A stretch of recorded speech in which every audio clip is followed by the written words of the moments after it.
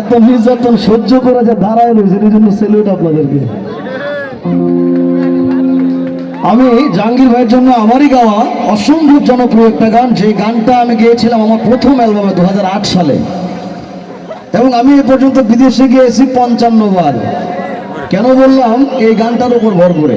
আমার বন্ধুরা কই পাবো সখী গো সখী, আমারে বলো না, বন্ধু মিলে পাগল মনে বুঝাইলে বোঝে না। ভাই সাউন্ডটা অনেক হালকা লাগতেছে রে ভাই, একদম হালকা। আপনি হয় আমার কানে একটু বাড়ায় দেন।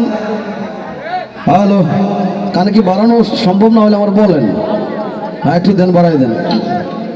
হ্যালো হ্যালো হ্যালো, হ্যাঁ এটা রাখেন। আচ্ছা ভাই, এই যে সাইড ফিল্ডটা কিন্তু বন্ধ, এই সাইড ফিল্ডটা বন্ধ। হ্যালো একটু দেখো।